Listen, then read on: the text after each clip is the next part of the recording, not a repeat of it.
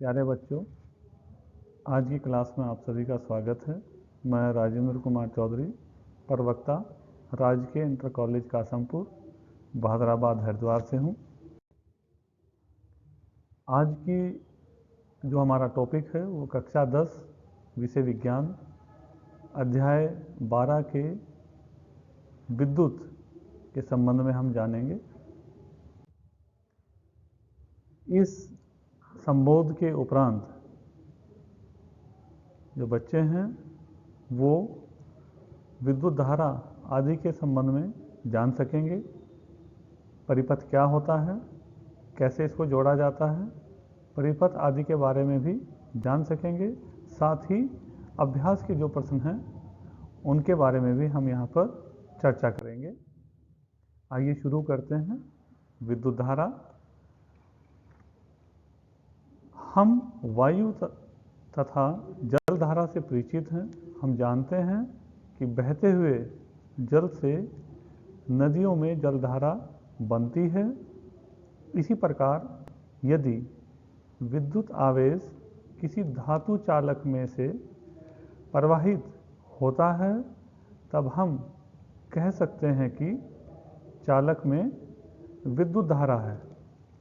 जैसे आप देख रहे हैं कि जो जल है, यदि जल के किसी एक स्रोत से को खोला जाए और धीरे धीरे करके बूंद बूंद करके उसको चलाया जाए और उसके उपरांत यदि जल की मात्रा बढ़ा दी जाए तो बूंद बूंद के रूप में गिरने वाला जल एक धारा के रूप में परिवर्तित हो जाता है।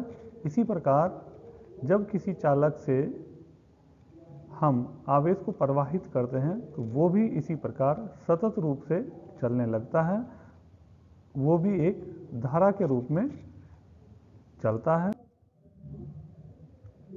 इसी प्रकार यदि कोई टॉर्च है, इसको हम ऑन ऑफ करते हैं तो हम पाते हैं कि किसी टॉर्च में सेल अथवा बैटरी जब उचित क्रम में रखे जाते हैं, टॉर्च बल्ब को दीप्ति के लिए आवेश का प्रवाह अथवा विद्युत धारा प्रदान करते हैं। हमने यह भी देखा है कि टॉर्च तभी प्रकाश देती है जब उसके स्विच को ऑन करते हैं। इसका अभिप्राय यह है कि यदि स्विच को ऑन न किया जाए तो टॉर्च प्रकाश नहीं देगी। अर्थात स्विच सेल तथा बल्ब के बीच चालक संबंध जोड़ता है। ये एक परिपथ है जिसमें एक प्रतिरोध, एक बैटरी को जोड़ा गया है। किसी विद्युत धारा के सतत तथा बंद पथ को विद्युत परिपथ कहते हैं। आप ये भी देख रहे हैं कि जो पथ है वो बंद होना चाहिए। बंद अर्थात वो कहीं से टूटा हुआ अथवा हटा हुआ नहीं होना चाहिए। जो पूरी तरीके से वायर को जोड़ा जाता है उस पथ को बंद पथ कहते हैं और यही विद्युत परिपथ होता है। विद्युत धारा को किसी एकांक समय में किसी विशेष क्षेत्र से प्रवाहित आवेश के परिणाम द्वारा व्यक्त किया जाता है। जैसे आप देख रहे हैं कि चित्र में जो आवेश है वो एक चालक के माध्यम से होते हुए एक सिरे से दूसरे सिरे की ओर जा रहे हैं।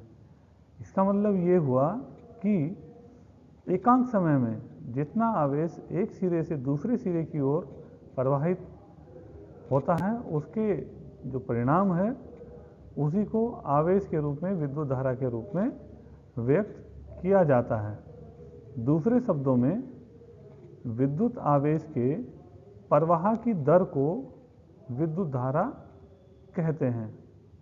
इसकी दिशा इलेक्ट्रॉनों के चलने की विपरीत दिशा में होती है। यदि किसी चालक की किसी भी अनुप्रस्थ काट से समय t में नेट आवेश q प्रवाहित होता है, तब उस अनुप्रस्थ काट से प्रवाहित विद्युत धारा I को इस प्रकार व्यक्त करते हैं, I बराबर Q अपॉन T। विद्युत आवेश का SI मात्रक कूलाम है। चित्र के माध्यम से आप देख रहे हैं कि जो हमारा बंद परिपथ है उसमें एक बैटरी लगी है, एक स्विच है जिसको कुंजी कहते हैं, साथ ही साथ एक रजिस्टर लगा हुआ है, एमीटर लगा हुआ है। जैसे ही स्विच को ऑन करते हैं अर्थात परिपथ को क्लोज करते हैं, कुंजी को बंद करते हैं, वैसे ही इसमें से धारा प्रवाहित होने लगती है। जो विद्युत धारा है वो आवेश और समय का अनुपात है। अब अभ्यास की ओर चलते हैं। हमने क्या सीखा इसके बारे में हम यहाँ से जानकारी लेंगे। पहला प्रश्न है, किसी विद्युत बल के तंतु में से 0.5 एम्पीयर विद्युत धारा 10 मिनट तक प्रवाहित होती है। विद्युत परिपथ से प्रवाहित विद्युत आवेश का परिणाम ज्ञात कीजिए।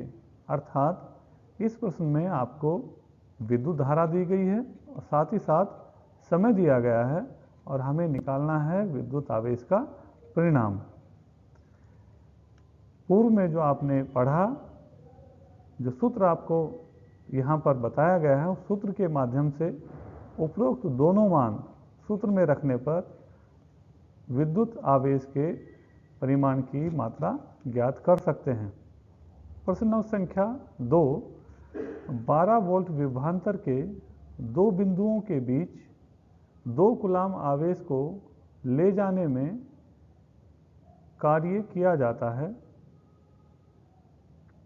इसमें यह दिखाना है कि 12 वोल्ट विभवांतर के दो बिंदुओं के बीच यदि 2 कूलाम आवेश को ले जाया जाता है तो आवेश को ले जाने में कितना कार्य किया जाता है, ये यहाँ पर ज्ञात करना है। तो बच्चों, आज के विद्युत टॉपिक में इतना ही। देखते हैं कि आपने कितना सीखा।